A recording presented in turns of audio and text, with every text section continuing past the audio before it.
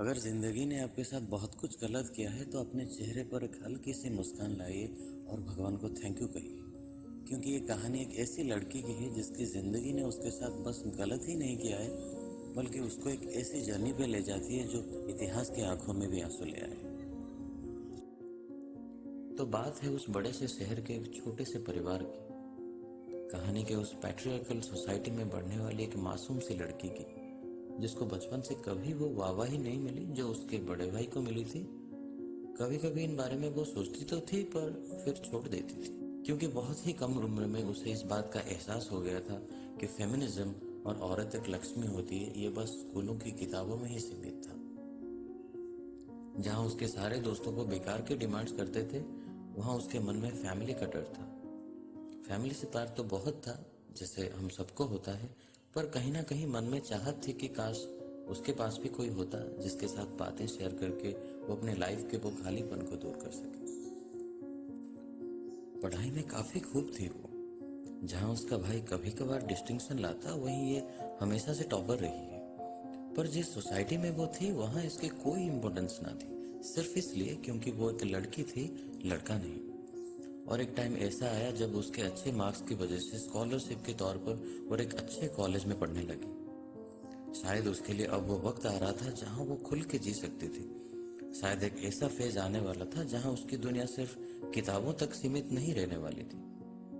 पर वो college campus में भी लड़कियां वही सब करती थी जो टीनेज की लड़कियां अक्सर करती है, और इन सब के चलते वो फिर से अकेली पड़ जाती थी। एक बार की बात है, रोजी कॉलेज के कॉरिडोर में बैठी थी। उस दिन सेमिनार चल रहा था। कॉरिडोर से बहुत से लोग आना जाना कर रहे थे, पर उसके आंसू बस एक लड़के को दिखे।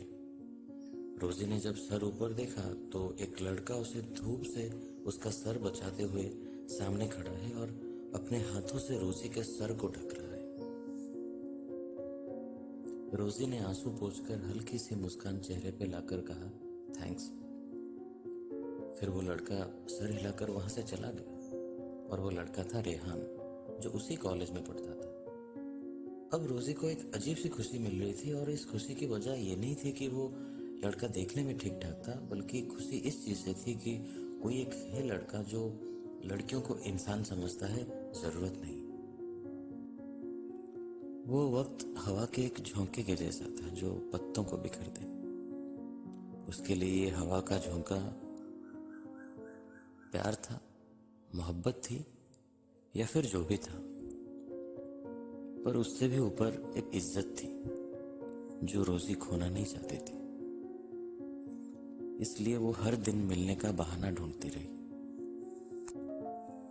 एक दिन रेहान थोड़ा सा घबराता हुआ हल्की सी मुस्कान लेते हुए अपने कॉलर ठीक करके रोजी के पास आया,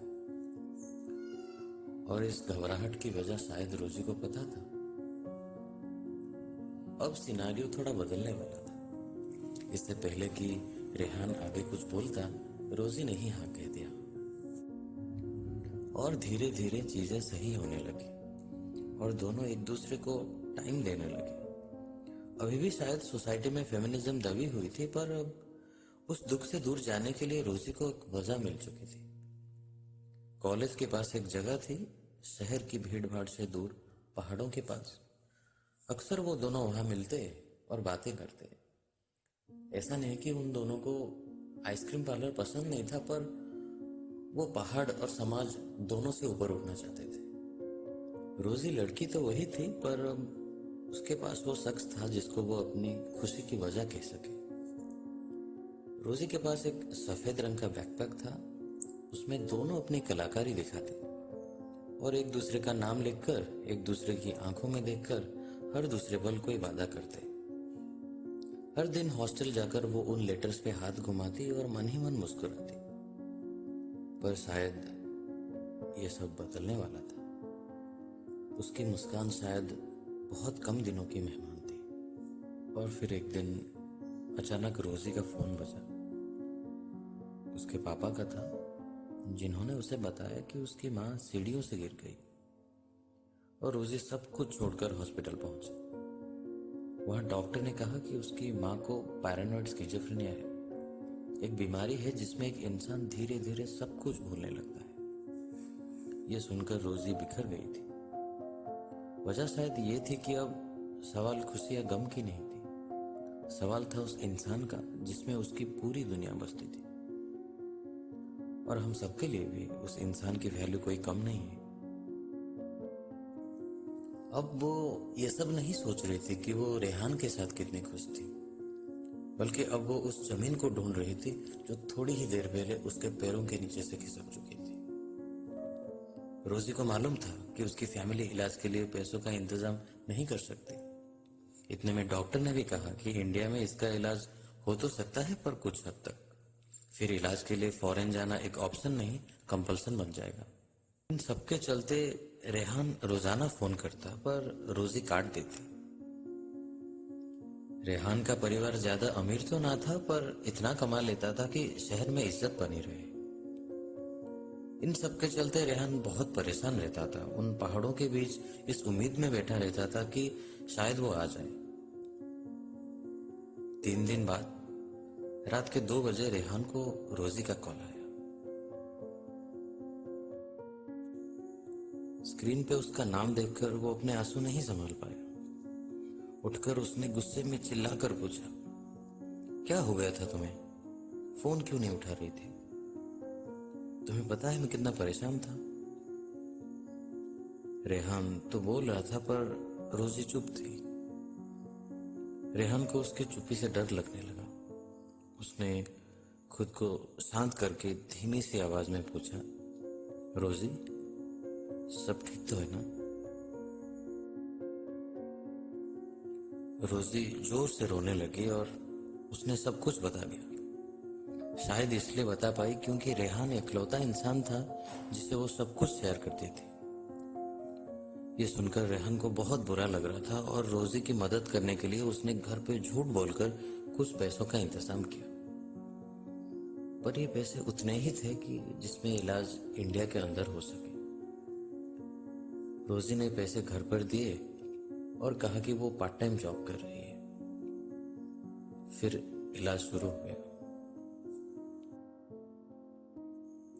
रोजी रोज रात को अपने माँ के पैर के पास सर रखकर सोती थी।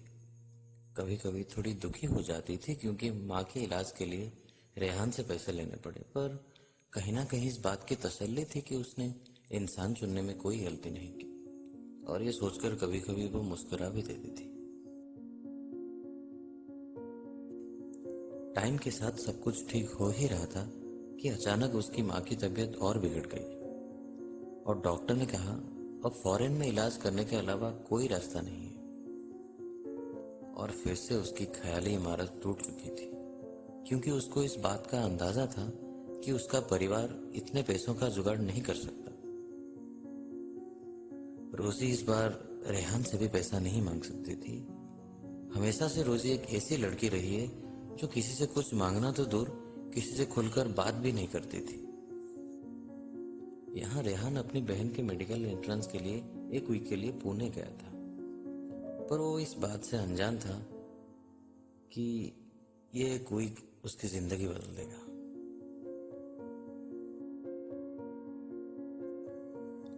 रोजी रोज उन पहाड़ों के पास बैठकर रोया करती और बहुत कुछ सोचती। कभी कभी अपने सोच से भी वो थक जाती थी कि इस सोसाइटी से मैं क्या ही एक्सपेक्ट करूं जिन्होंने फेमिनिज्म को आज तक बस फीमेल ही समझा है। एक रोज शालिनी अपने किसी काम के सिलसिले में रोजी के पास आई, पर उसकी हालत देखकर पूछने लगी, क्या हो गया? इतने दिन से ना कोई कॉल ना मैसेज, ना कॉलेज आती है या हॉस्टल, कहाँ गायब रहती है आजकल? इस सवाल के जवाब में रोजी कुछ बोलती तो नहीं, पर रोने लग जाती है। वो चीखते हुए कहती है, मुझे पैसों की सख्त जरूरत है। शालिनी हालत से अनजान पूछती है, तुझे क्या हो गया? तू पैसों की बात क्यों कर रही है? रोजी उसे सब कुछ बताती है और बताते बताते रोने लग जाती है और कहती कि प्लीज मेरी मदद कर दे। जिंदगी हमें बहुत सारे लोगों से मिलाती है। उनमें से कुछ लोग बहुत करीब हो जाते हैं और फिर हम उनके साथ बहुत अच्छे पल बिताते हैं। कभी उनके साथ, नहीं तो उनके यादों के साथ। और बदले में वो इंसान भी बहुत कुछ करते हैं अपने दोस्तों को मुसीबतों से बचाने के लिए। वैसे शालिनी तो थी एक अच्छी लड़की, पर वो यहाँ कुछ कर नहीं सकती थी क्योंकि उसके हाथ बंधे हुए थे इस समाज से, परिवार से और खुद की नजरों से भी। और फिर शालिनी सच्चाई और खामोशी तोड़कर उसे एक असलियत से वाकिफ करवाती है और कहती है,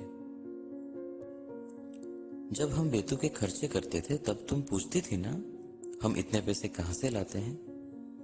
मैं तुम्हें आज उसकी सच्चाई बताती हूँ। वो पैसे मैं घर से नहीं लाती थी। मेरी फैमिली भी काफी हद तक तेरी फैमिली जैसी ही है। घर से बस उतने ही पैसे मिलते थे जिसे मैं 2 वक्त का खाना अफोर्ड कर पाऊं। मैं वो पैसे खुद कमाती थी, यहाँ कुछ काम करके। अब रोजी उम्मीद भरी नजरों से उसकी तरफ देखती और बोलती, मुझे पता क्या काम है, मैं करूंगी, मुझे पैसों की जरूरत है। जवाब में शालिनी कहती है, नहीं तू एक काम मत कर। रोजी बार बार रीजन पूछती रहती थी। शालिनी अचानक से बोलती, तू प्रोस्टिट्यूट बन सकती है। ये सुनकर रोजी पूरी तरह से चुप हो जाती। अपने आंसुओं को पीकर शालिनी बोली, मुझे पता है लोग मेरे बारे में बहुत कुछ बोलते हैं, पर शायद सोचते नहीं, और अगर सोचते तो बोलते नहीं। मैं ये नहीं कह रही हूं कि जो मैंने किया वो सही था, पर शायद कम गलत था मेरे लिए। सब सोचते थे कि बारिश में भीगने से मुझे मजा आता है, पर तब शायद किसी ने मेरी आंखों में नहीं देखा। असल में बारिश में भीग नहीं रही थी मैं, अपने आंसुओं को छुपाने का बहाना ढूंढ रही थी मैं। और अब फिर से सन्नाटा छा गया था। एक गहराई थी उस सन्नाटे में जो शायद ही कोई समझ पाए। मिलते हैं अगले भाग में। जय हिंद।